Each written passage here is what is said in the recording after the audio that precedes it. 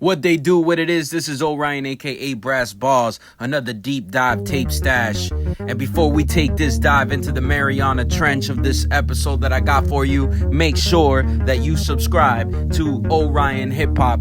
That is the YouTube channel where you can peep previous episodes of Deep Dive Tape Stash, as well as my music, as well as remixes that I'm laying for y'all, and obscure joints that I put up on my channel every so often. I do appreciate everybody that already follows your brother, Orion, and I appreciate everybody that's been commenting, liking, sharing, reposting, all of that. Much appreciated. This is why I do this for y'all, period. No other reasons beyond that, and moving this culture forward so that we could properly document things that we hold near and dear to our hearts. Now, as promised, we are going to take a plunge into the Mariana Trench on this one, because there is a lot to talk about. Whenever I do these single episodes and go into these deep dive tape stash things, if I get an artist that is legendary, like my last episode with Ice Cube, there's a lot to talk about. There's a lot to tackle. This MC, one of those that you can't just gloss over the shit. And I'm talking about LL Cool J. Big Ol' Butt is the single that we are going to talk about. And before I even get into this tape, make sure you check out his latest material, which is an album he collaborated exclusively with the great Q-Tip of A Tribe Called Quest. It's an album called Force. You might have seen the video that he has with Eminem that has a lot of dope throwback visuals on it. But the album itself is pretty dope, so go check out LL Cool J's latest release, Force. Now, let's go back, all the way back to 1989. That is when this single was released. And this was off of an album that LL put out called Walk With a Panther. Now, the Walk With a Panther album did have its hits. Aside from Big Ol' Butt, it had Going Back to Cali, which is one of his biggest hits, Jingling Baby, I'm That Type of Guy. So Walk With a Panther was no slouch of an album. It definitely had an impact, and Big Ol' Butt was one of the singles off of it.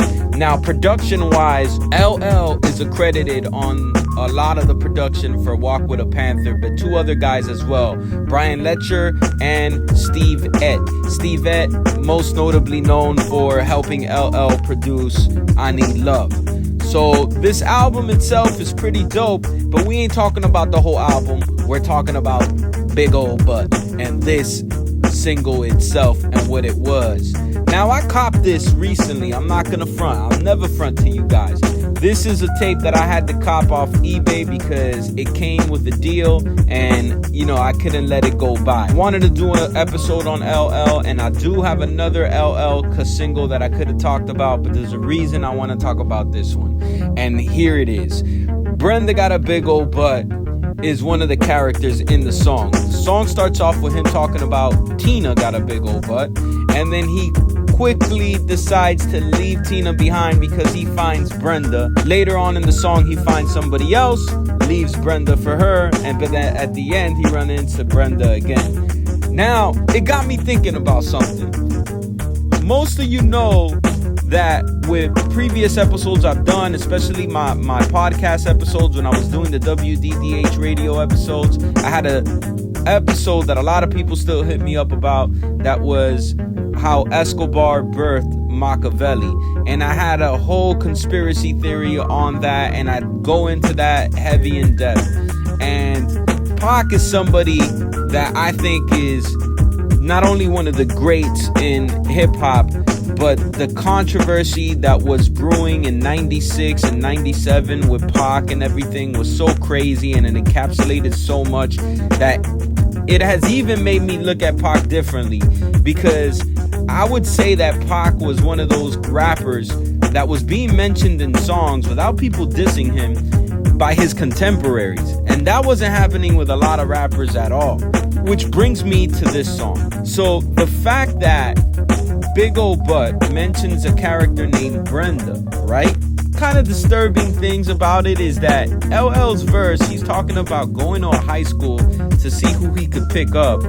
And around this time, he would have been 20, 21. This was the late 80s, so times were a little different, but now, in hindsight, in today's context, that's definitely a no-go.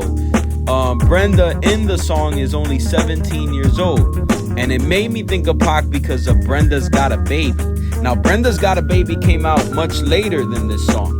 So, with Pac being a hip-hop fan like he was, and he admittedly was an LL fan, when he constructed the song Brenda Got a Baby, he accredits it to reading a newspaper article about a girl that went through that situation that he talks about, where she got pregnant, she was molested, got pregnant, and aborted the baby, or tried to abort the baby. Everybody was asking him if Brenda's a real person. So could it be that he decided to use Brenda because of Big Ol' Butt? It may be just a coincidence, I'm just saying. But it should be noted that Walk with a Panther, that title, and the fact that Pac's affiliation with the Black Panther Party, and even Pac's old logo used to have a panther near it and stuff. So could it be? Did he do that on purpose? Which led me to the whole Pac LL undisclosed beef. A lot of people don't know, or a lot of people aren't up on game, that there was some friction between the two brothers. And it all started from the I Shot Ya song. LL had a song off the Mr. Smith album called I Shot Ya, and it also had a remix. Now, the remix featured a slew of rappers. And Pac at that time already had beef brewing with Biggie, and part of what led to that beef festering was the fact that Biggie released the song Who Shot Ya, and the nuances of whether or not that was aimed at Pac subliminally and all of that shit. Here comes a song called I Shot Ya, which had a video that was on Yo MTV Raps and everything. It was a black and white video which featured a verse from Keith Murray, Prodigy, Fat Joe, and Foxy Brown. Now, if you're Pac looking at this song, Prodigy from Mobb Deep, you already had some beef with these guys. And even on this particular song, it is where Prodigy most famously mentions Illuminati. And Pac would later on go to release the Machiavelli Don Kill Illuminati Theory album. You feel me? Fat Joe has even gone on recently and talked about how at one point he said something in the radio alluding to Pac, and it led to Pac having some sort of beef in Rikers Island at the time, because he was locked up when Fat Joe said it with a bunch of Puerto Ricans, and Fat Joe had to go and kind of like squash that shit. Another person featured on this song is Foxy Brown. Foxy Brown was down with The Firm, Nas, Jay-Z. Everybody knows how Pac went at Nas and Pac went at Jay-Z on Machiavelli as well. And notable on it, how Foxy Brown mentions mafioso, some Italiano references, and even Fat Joe mentions Kaiser Soze. There's a interview with Pac that you can find online on YouTube where he talks about how some of these guys are talking about Italian mafioso shit and it's not even their culture and shit, like something to that effect. There's even an interview with Keith Murray where Keith Murray talks about running into Pac at the House of Blues and Pac questioning as to whether or not he had any beef with him or was trying to diss him on this song, I Shot You. So, that's all stuff you could go check out. But aside from that, you also have the fact that Pac was dating Kenyatta Jones, who is the daughter of Quincy Jones. LL had a relationship with her as well. From what I've looked into, it was years removed from when Pac got with her. And then also you have the relationship that Pac had with QD3, Quincy Jones' son, who was a rap producer and also produced for LL on his 14 Shots to the Dome album, but would also later on go and produce tracks with Tupac, most notably To Live and Die in LA off the Machiavelli soundtrack. Something else that occurred was that on that Mr. Smith album that I Shot Your remix was featured on, you have a song called Hip Hop where LL is name dropping a bunch of rappers and giving shout outs and paying homage, but he shouts out Pac, but it's the weirdest shout out in my opinion, because he shouts out Mobb Deep, Lost Boys just before, and then he says, and they even flipped on Tupac. I didn't get the shout out, to be honest. I don't know if it could come across as kind of dissy, if you ask me, which leads me to believe that Pac did take the I Shot Your remix as a diss, and even that so-called shout out as a diss, because Pac would later on go and diss LL on a song that he did called Lil Homies, that you can check out the original version, and on the outro he's dissing Bad Boy, and he's definitely dissing LL on that track. In my opinion, the only reason Pac did not go full throttle dissing LL on the Machiavelli album was because of his relationship with the Jones family. So I just thought those things were interesting to point out. Another interesting thing to point out is that Klepto from Junior Mafia came out with an interview. I'll put the link in the description box of this YouTube. One more reason, if you peeping this on Instagram, to go check this out on YouTube, is that on the description box I put links to various interviews that I may be mentioning.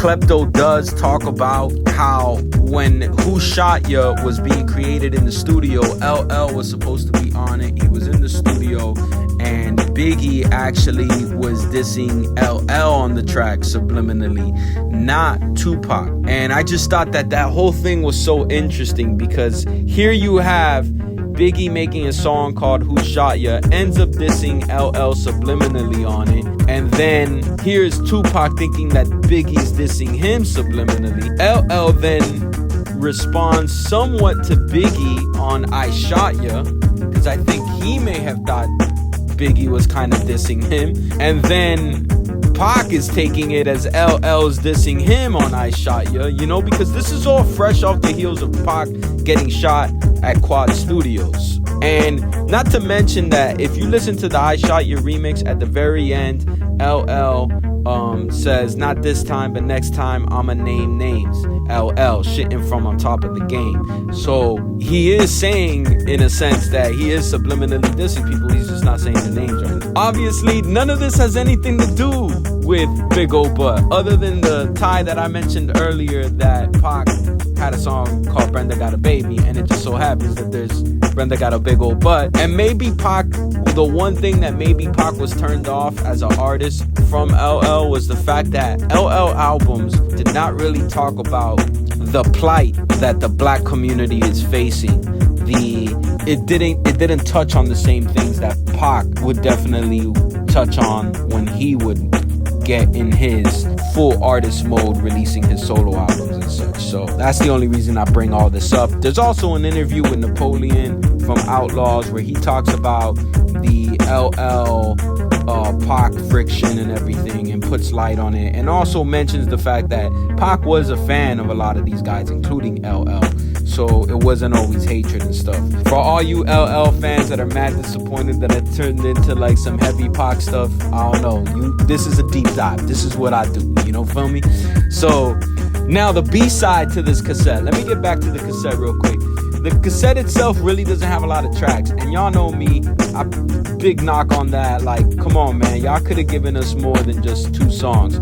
But it got, the B-side is One Shot at Love, which I actually had a black and white video. I never liked One Shot at Love, to be honest with you. I just don't dig it at all. It's not my cup of tea. I'm a fan of LL, but this is not what I dig about LL and shit. I'm not feeling this track at all. But the piano melody reminds me of a much more rudimentary version of Scarface's Mary Jane. I don't know if y'all feel that way. Go give both songs a listen. Let me know if you feel the same way. I'm always down to chop it up with my audio files out there that love these episodes that I do. Now, I will say this about LL. He's legendary. You know, that solo album run that he had is often overlooked because it came in so early in hip hop as a musical genre. You're talking about Radio, you're talking about Big and Deffer Bad, you're talking about Walk with a Panther, Mama Said Knock You Out, and then he reemerged in the 90s with Mr. Smith. That album run is crazy, and those albums hold their own, got their bangers. If there was anybody I would put LL Cool J in a versus, it'd be interesting to see a Drake, it'd be interesting to see a Jay-Z or a Busta Rhymes, because of the fact that he got more hits than people remember. And it would be a cross-pollination of different generations of hip-hop listeners that would view that. Are verses even happening these days? I think that shit is dead. I don't know what the last verses was, but it's a shame. It started in 2020. It was going strong, but I think we're over verses at this point. I don't think we've had a verses in a minute. I can't remember what was the last great verses, actually. If you do, drop a comment. Let me know. Anyways, thank you for peeping this one. Another episode of Deep Dive Tape Stash. I hope I delivered for y'all. Hope y'all dig this one. Peace.